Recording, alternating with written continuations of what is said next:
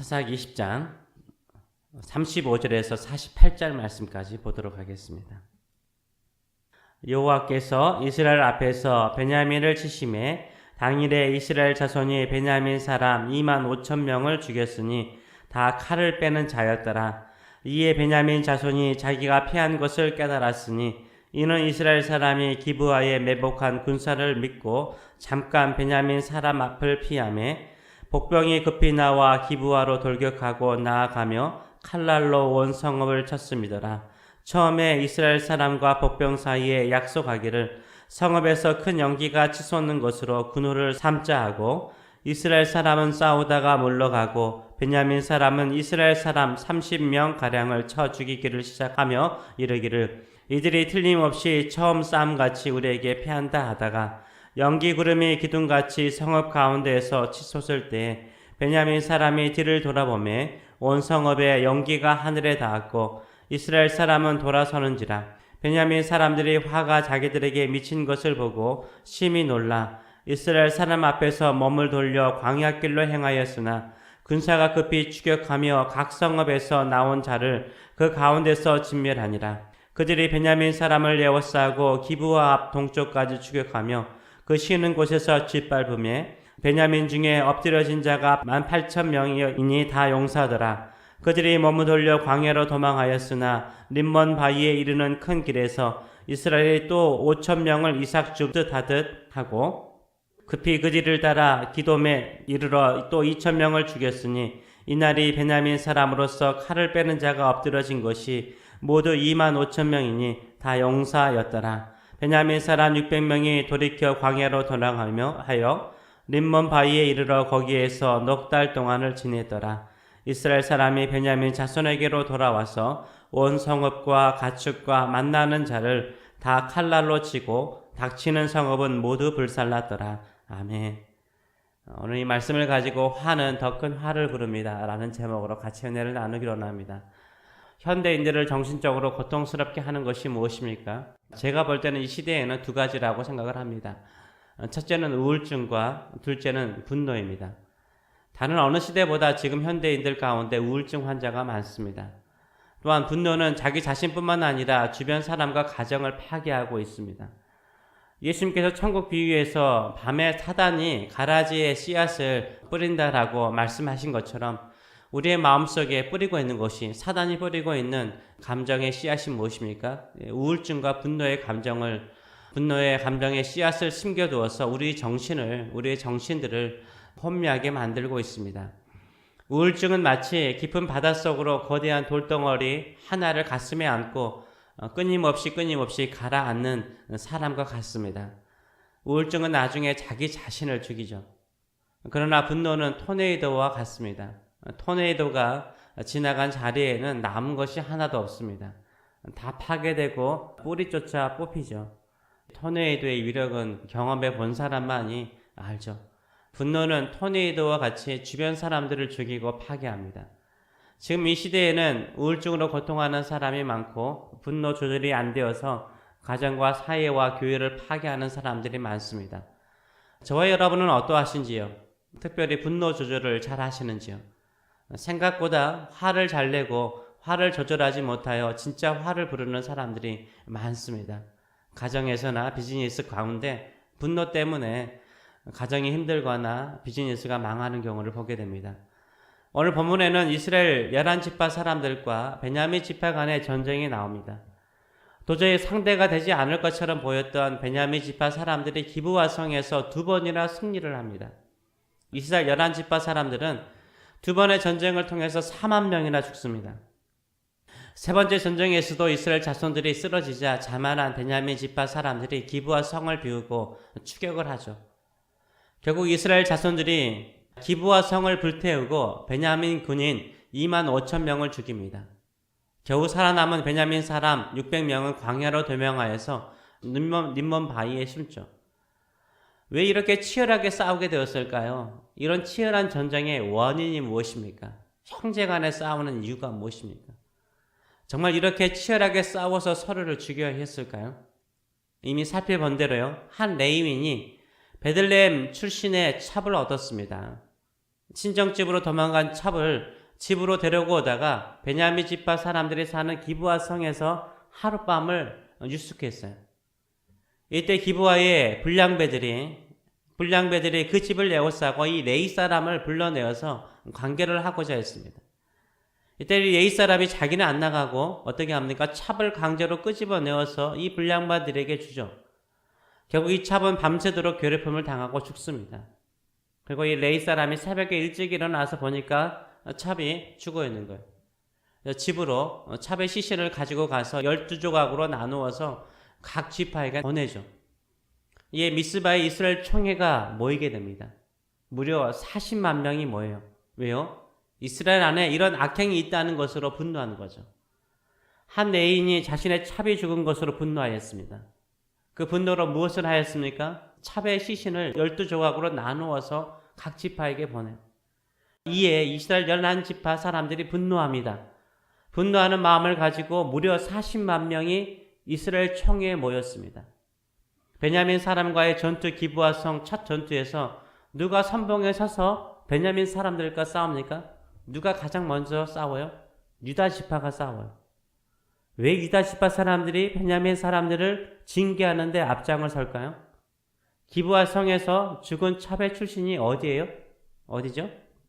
베들레헴이잖아요. 베들레헴은 어느 지파 땅이에요? 유다 지파 땅이잖아요. 찹의 아버지와 가족과 친척들이 가만히 있을 수가 없죠. 유다 지파가 앞장서서 싸우지만 베냐민 지파 사람들에게요 지죠. 무려 2만 6천 명이 죽습니다. 레위 사람도 찹의 죽음으로 분노하고 찹의 시신을 보고 이런 악행을 행한 베냐민 사람들을 향하여 이스라엘 사람들이 분노하고 찹이 속한 유다 사람들이 분노하고 그래서 어떻게 됩니까? 3차 전쟁에서는 드디어 이기게 됩니다. 이스라엘 11지파가 베냐민 사람들을 이기게 되는데 어느 정도 이기면은 전쟁이 끝나야 하지 않습니까? 근데 그렇게 끝나지 않아요. 베냐민 사람들을 계속해서 추격해서 죽입니다. 왜요? 화가 나니까. 우리도 매를 5대만 때리기로 마음에 작정을 하고 자식을 때리려고 하는데 자식이 화를 내게 만들어요. 그래서 홧김에 10대, 20대 때린 적 있죠. 어느 부모는 그 분노를 조절하지 못하여서 거의 아이가 반 죽을 때까지 때리는 경우도 있어요. 결국 이스라엘 자손은요, 베냐민 사람을 어느 지경까지 박살내버립니까? 48절을 보게 되면 이렇게 말하고 있어요. 이스라엘 사람이 베냐민 자손에게로 돌아와서 군인들 추격하는 것을 멈추고 돌아와서 어떻게 합니까? 베냐민 지파가 속한 온 성읍과 가축과 만나는 사람을 다 칼날로 치고 닥치는 성읍은 모두 다 불살라 버려요. 왜요? 화나니까. 림몬 바위에 숨은 베냐민 사람 600명 추격을 멈추고 베냐민 사람들이 사는 모든 성읍으로 닥치는 대로 들어가서 어린 남녀 할 것 없이 다 죽이고 짐승도 죽이고 대량 학살을 하고 성읍들을 불태워버립니다. 그래서 겨우 살아남는 사람은 베냐민 군인 600명만 살아남아요. 한 지파가 거의 사라질 정도로 몰살을 시켜버립니다. 한번 생각해 보시기 바랍니다. 레위 사람의 찹의 죽음으로 한 지파가 사라질 위기에 처했어요. 베냐민 지파 군인 2만 5천 명이 죽고 모든 베냐민 사람과 짐승이 죽었습니다. 이스라엘 사람들은 무려 4만 명 이상의 군인들이 죽었어요. 레인의 찹의 죽음이 이렇게까지 희생을 치료해야 될 심각한 사건이었을까요? 찹의 남편이나 가족에게는 베냐민 지파 모든 사람을 죽이고도 화가 풀리지는 않았을 거예요. 풀리지 않는 슬픔이었을 것입니다. 그러나 이렇게까지 싸워야 했을까요? 이렇게까지 서로 분노하며 싸워야 했을까요? 화가 거대한 화를 부른 거죠. 이 전쟁은 아론의 손자 비느하스가 베델에 살고 있던 시절이었습니다. 가나안 정착 초창기 시절이었어요. 아직 가나안 땅과 주변 민족들을 확실하게 제압하지 못한 상태였어요. 아직도 정복할 민족이 많았어요. 그런데 베냐민 지파 군인들을 포함하여서 약 6만 5천 명 이상의 이스라엘 군인들이 죽어요. 20장에서는 죽은 사망자 수를 언급할 때마다 뭐라고 말해요? 그 뒤에 항상 부연 설명하기를 다 칼을 빼는 자라. 다 칼을 빼는 자라. 젊은 사람이라는 거. 싸울 줄 아는 젊은 사람이라는 거. 다 용사라. 다 용사라 강조하고 있어요. 아직도 가나안 왕 야빈이 찰병거를 가지고 이스라엘을 위협하고 아모리 족속과 암몬 족속과 블레셋 족속이 이스라엘을 위협하고 있는 상태였어요. 이들을 향해서 12지파가 하나가 되어서 함께 싸워도 모자랄 판에 이스라엘 용사 6만 5천 명 이상이 죽고 베냐민 지파는 거의 사라질 위기에 처하게 됩니다. 찹을 잃은 한 레인의 분노가 원 이스라엘 지파를 불태워버린 거죠. 이렇게 자신의 분노를 절제하지 못해서 아내를 죽이고 자식을 죽이고 자살한 남편들도 있고요.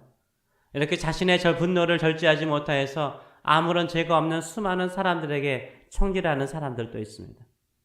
교회 안에서도 자신의 자존심이 상하였다고 화가 나서 교회를 분열시키는 교회 중직자들도 있죠. 이렇게 해서 얼마나 유능하고 훌륭한 젊은 믿음의 사람들이 교회를 떠나가는지 몰라요. 왜 교회를 떠나갔을까요? 교회 다툼이죠. 서로 싸움이죠. 거기에는 뭐가 있어요? 분노가 있어요. 분노. 교회 안에 분노가 있어요. 가정이나 교회뿐만 아니라 사회 안에서 분노하는 사람, 분노하는 사회가 되지 않도록 기도해야 돼요. 이게 진정한 영적인 전쟁이에요. 한 집단이 절제되지 않는 분노로 불타오르면 그 주변을 다 불태워버립니다. 복수는요, 인간에게 본성적이죠. 본성적이에요. 가끔 장난으로 제철 장난으로 저를 한 대 딱 때리잖아요. 제가 한 대만 때릴까요? 예, 한 대 때리더라도 맞는 것으로 더 세게 때리죠. 한 대만 아니라 두세 대 더 때릴 때도 있습니다. 장난인데도 그렇게 때려요. 힘이 없어서 당하는 사람이 있지만 힘과 기회가 주어지면 복수하려고 하는 것은 인간의 본성이에요. 죄성이죠. 그래서 출애굽기 21장 재판의 규정을 보게 되면 처벌의 정도를 제한해요. 처벌하는 정도를 제한을 하죠. 그 유명한 구절, 눈은 눈으로, 이는 이로, 손은 손으로, 발은 발로 라고 갚으라라고 말하고 있습니다. 눈은 눈으로, 이는 이로 라는 말은 세상 사람들은 어떨 때 사용해요? 복수할 때 사용하죠. 상하게 이 구절을 복수할 때 사용해요. 이 구절만큼 크게 오해받는 구절은 없어요. 이 구절은 복수하라는 말이 아니에요. 복수를 장려하라, 네가 당한 대로 갚아라 이렇게 장려하는 명령이 아니에요. 오히려 복수를 뭐 하는 거예요? 제한, 리미티드, 제한하는 거예요. 왜요? 복수하는 사람은 자신이 당한 만큼 갚을 수 있을까요? 갚을 수 없어요.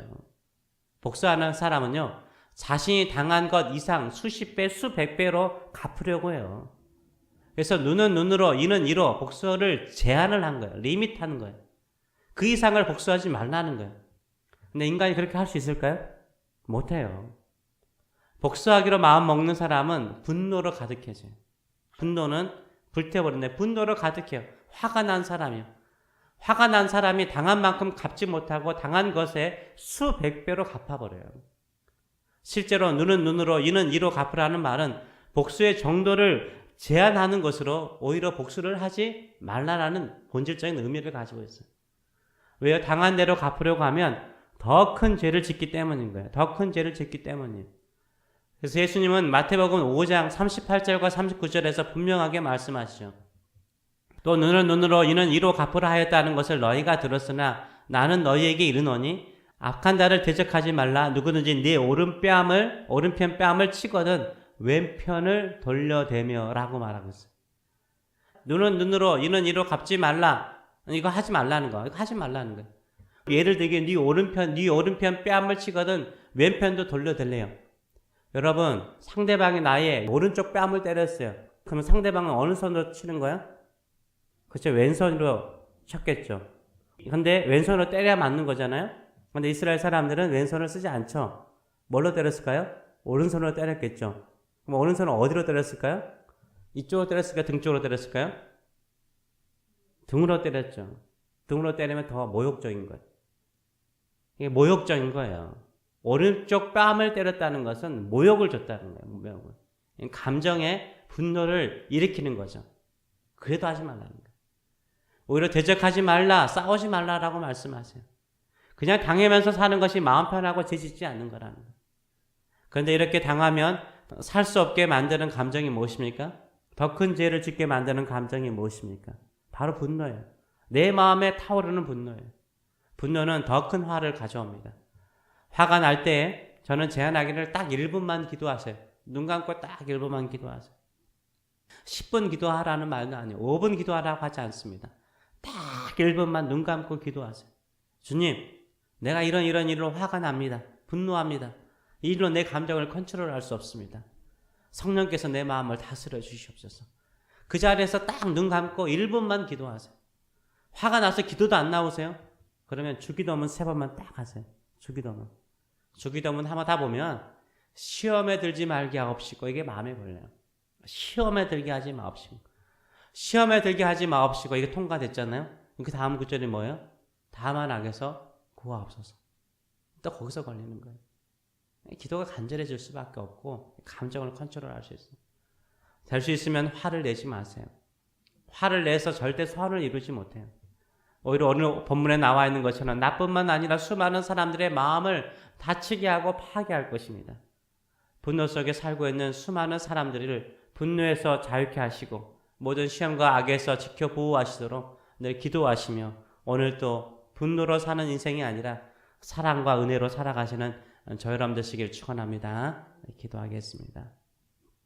살아계신 하나님 아버지, 새벽을 깨우고 기도하고 설교하는 제 자신도 화를 낼 때가 참 많습니다. 마음대로 뜻대로 되지 않고 또 생각하는 대로 이루어지지 않을 때마다 또 사람들이 나의 마음과 심령에 상처를 주는 말과 또 행동을 보일 때마다 분노할 때가 많습니다. 주여, 내 스스로 내 마음과 내 심령을 컨트롤할 수 없고 또 다스릴 수 없기에 오늘 또 주 앞에 무릎 꿇고 나옵니다. 내 감정을 다스려 주시옵소서.